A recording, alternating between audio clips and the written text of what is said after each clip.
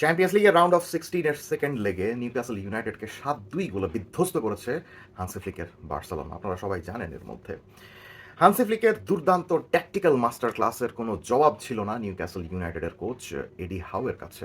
Newcastle যে এভাবে second হাফে এতগুলো গোল হজম করলো এবং ইভেনচুয়ালি 7-2 গোলে পরাস্ত হলো, এটা কোনো আইসোলেটেড কোনো ইনসিডেন্ট না। এটার পেছনে বহুদিন ধরে চলে আসা একটা ধারা দায়ী রয়েছে। এডি হাউ যেভাবে কোচিং করান, এডি হাউ যেভাবে খেলোয়াড় কিনে থাকেন, নিউক্যাসল ইউনাইটেডের এই কোলাপসের পেছনে প্রত্যেকটা জিনিসের ভূমিকা রয়েছে। কিভাবে? এডি হাওয়ের আন্ডারে নিউক্যাসল ইউনাইটেডের ফুটবল খেলার স্টাইলটা অনেকটা এরকম যে তারা মিড ব্লক মেনটেন করে, খুব বেশি হাইলাইন ডিফেন্সে যায় না।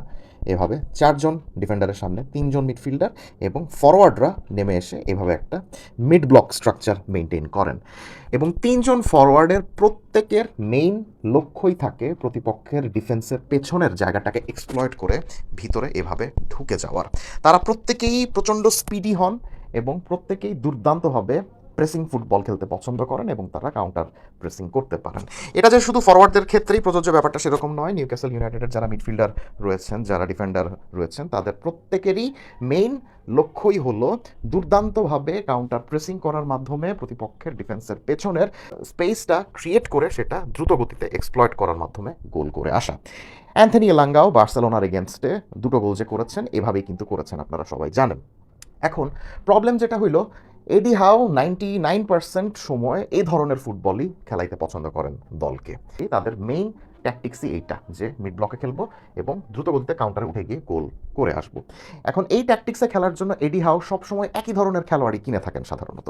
আপনি নিউক্যাসল ইউনাইটেডের মিডফিল্ডের দিকে একটু চিন্তা করেন। এই ম্যাচে যে 3জন খেলেছেন, যে জোয়েলিন্টন, টোনালি, জেকব রামজে, এছাড়াও নিউক্যাসল ইউনাইটেডের আরও অনেক মিডফিল্ডার রয়েছেন, যেমন ব্রাজিলের ব্রুনো গিমারায়েস বা ইংল্যান্ডের জো উইলক, এরকম অনেক মিডফিল্ডারই কিন্তু রয়েছেন।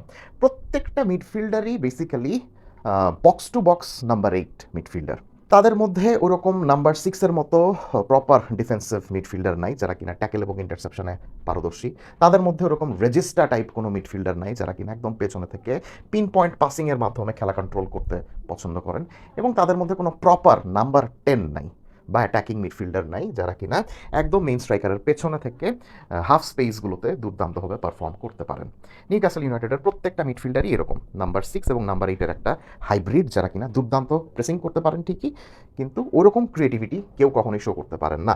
ব্রুনো গিমারাইসের মধ্যে ওই ক্রিয়েটিভিটি শো করার বিষয়টা রয়েছে সামান্য, কিন্তু ব্রুনো গিমারাইস এই ম্যাচে ফিট ছিলেন না। সো যে কারণে নিউক্যাসল ইউনাইটেড যে 3জন মিডফিল্ডারকে নামিয়েছিল, 3জন মিডফিল্ডারই মোটামুটি ওই বক্স টু বক্স মিডফিল্ডার যারা কিনা দুর্দান্তভাবে প্রেসিং করতে পারেন। আর এই 3জনের মধ্যে সান্দ্রো তোনালি মোটামুটি ক্রিয়েটিভ, কিন্তু তার পাসিংয়ের দিক থেকে তিনি আবার ওরকম ওয়ার্ল্ড ক্লাস নন। তার ক্রিয়েটিভিটি তিনি মেইনলি শো করেন বল ক্যারি করার মাধ্যমে। আপনারা বার্সেলোনার এগেনস্টে দেখবেন যে ম্যাচের বিভিন্ন সিচুয়েশনে যখনই নিউক্যাসল ইউনাইটেডের মাঝখান থেকে ক্রিয়েটিভিটির দরকার হচ্ছিল বা ডিফেন্স থেকে বল বের করে নিয়ে আসার দরকার হচ্ছিল, সান্দ্রো তোনালি ডিফেন্স থেকে বল ক্যারিং করার মাধ্যমে বলটাকে টেনে বের করে আনছিলেন এবং টুকটাক পাস দিয়ে সামনে থাকা ফরওয়ার্ডদেরকে গোল করার সুযোগ করে দিচ্ছিলেন।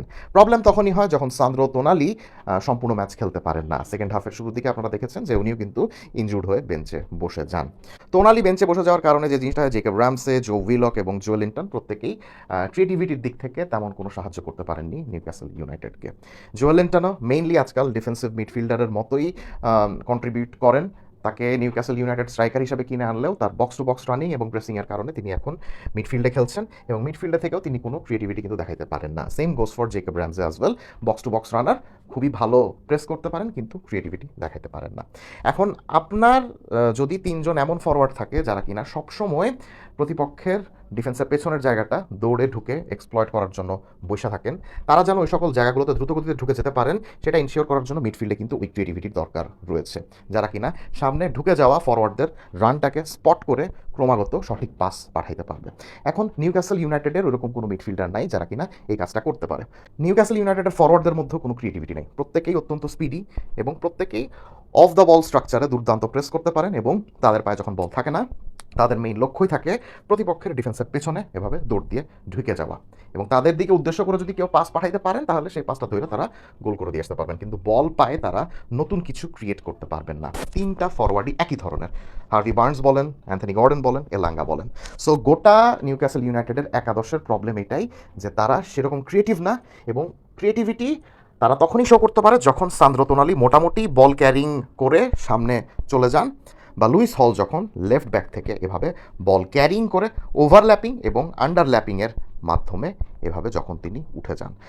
ওভারল্যাপ এবং আন্ডারল্যাপ যখন তিনি করেন তখন হার্ভি বার্নস একদম প্রপারলি সাইডলাইন বেসড উইঙ্গার হয়ে যান, এবং হার্ভি বার্নস নেমে আসার মাধ্যমে জয়লিংটন এভাবে ঢুকে যাওয়ার মাধ্যমে যে স্পেসটা ক্রিয়েট হয় সেই স্পেসে কিন্তু লুইস হল উপরে উঠে গিয়ে একটা ক্রিয়েটিভিটির সৃষ্টি করেন।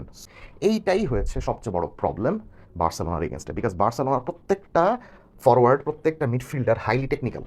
এরকম হাইলি টেকনিক্যাল মিডফিল্ডার এবং ফরওয়ার্ডদেরকে আপনি শুধুমাত্র প্রেসিং করে 90 মিনিট ধরে আটকাইতে পারবেন না, আপনাকে কিছু মাত্রার ক্রিয়েটিভিটি থাকতেই হবে। যেহেতু ছিল না, ফার্স্ট হাফে তারা মোটামুটি টেক্কা দিতে পারলেও সেকেন্ড হাফে তারা একদমই ধসে পড়ে। সো নিউক্যাসল ইউনাইটেডের এই সমস্যাটা সবসময় ছিল ইংলিশ প্রিমিয়ার লিগে বড় কোনো দলের এগেনস্টে তারা যখন খেলতে নামে, মোস্ট অফ দ্য কেসেস তারা এই ক্ষেত্রেই ধরাটা খায়, বিকজ তাদের ফরওয়ার্ডের মধ্যে কোনো বৈচিত্র্য নাই, মিডফিল্ডের মধ্যে কোনো বৈচিত্র্য নাই। এখন দেখা যাক নিউক্যাসল ইউনাইটেড এডি হাউকে নিয়ে কতদিন পর্যন্ত চলে।